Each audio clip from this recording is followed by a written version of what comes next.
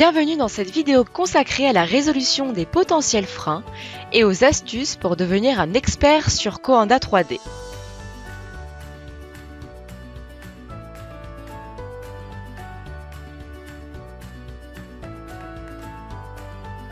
Vos distances ne sont pas en mètres, vos débits ne sont pas en mètres cubes par heure.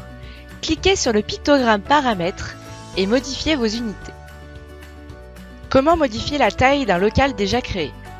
Si je me suis trompé dans le dimensionnement de ma pièce, mais que celle-ci possède déjà des interdits et terminaux, je ne peux pas modifier sa taille. Si mon local est plus petit, je peux placer un interdit.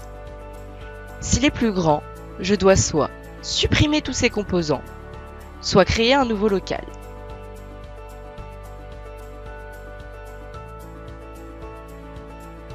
Un doute sur la signification de colonnes et lignes dans la sélection des terminaux plafonniers? L'intersection d'une ligne et d'une colonne donne un terminal au centre du plafond. L'intersection de deux lignes et deux colonnes donne 4 intersections, donc 4 terminaux.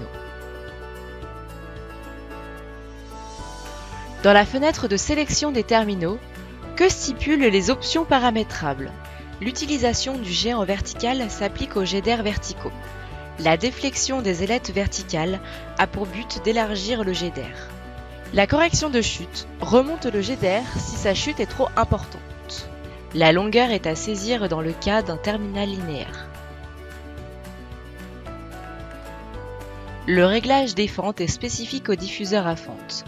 Le chiffre indique le nombre de sorties et D et G signifie droite et gauche. Le schéma adossé vous permet de visualiser la direction des sorties d'air. Que signifie la vue du dessus et la vue de face? La vue du dessus permet de visualiser où se situe le terminal dans la longueur et la largeur de la pièce, alors que la vue de face permet de visualiser la hauteur du terminal dans la pièce et sur sa longueur. Vous n'arrivez pas à cliquer sur votre terminal dans l'interface 2D? Rien de plus simple. Dans l'arborescence projet sur votre gauche, cliquez directement sur le nom de celui-ci. Quel niveau acoustique mes occupants vont-ils entendre? Le pictogramme acoustique indique le niveau de pression acoustique au point d'écoute, c'est-à-dire au centre de la pièce. Le tableau indique en détail le niveau de dB et de dBA. Cette valeur est le résultat de la somme des puissances acoustiques de chaque terminal, pondérée de la distance par rapport au point d'écoute. Cette valeur est ensuite diminuée par l'absorption du local défini précédemment dans les paramètres. Ce calcul tient compte de l'ensemble des terminaux posés dans le local, incluant donc les terminaux d'extraction et de transfert. Le résultat est présenté en bande d'octaves. Un doute sur l'utilisation du logiciel? Intégré dans l'interface de Coanda 3D, le pictogramme Aide sera présent tout au long du projet afin de vous aiguiller sur la bonne gestion de votre étude de diffusion d'air.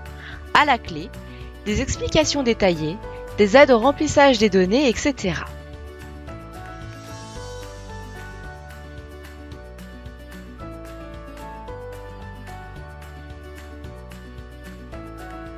Comment gagner du temps? Vous dimensionnez des pièces de la même surface et avec les mêmes contraintes? Coanda 3D vous permet de dupliquer à l'identique une pièce ou un bâtiment déjà créé en cliquant sur le pictogramme dupliquer. Il en est de même pour les terminaux. Vous pouvez aisément dupliquer un terminal au sein d'un local. Autre astuce pour gagner du temps. Pensez à indiquer votre type de local. Coanda 3D s'occupe d'afficher le niveau acoustique maximal recommandé et la vitesse terminale du jet en fin de portée en mètres par seconde.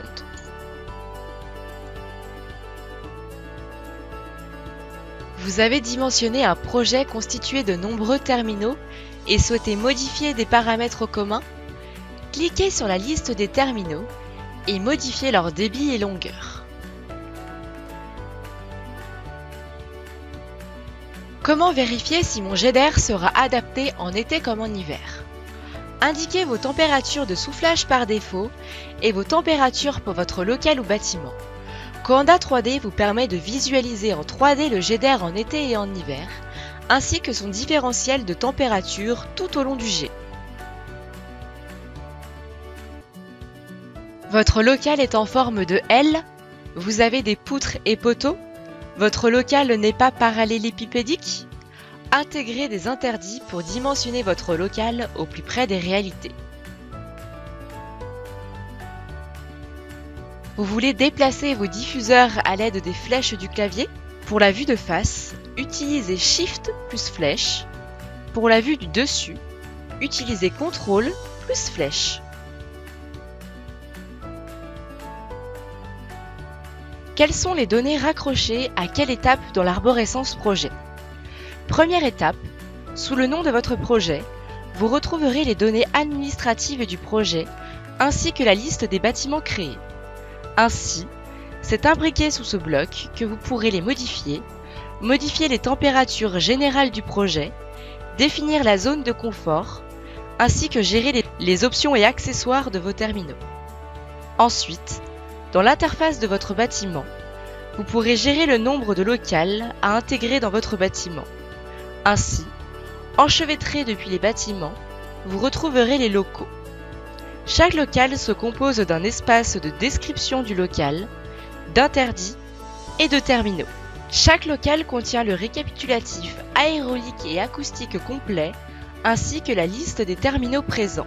Imbriqué sous le nom du local, vous aurez accès à sa définition, avec son type de local, son absorption acoustique, ses dimensions, rentrerez ses débits de soufflage, d'extraction et de transfert, et vous pourrez également indiquer des températures spécifiques pour le local.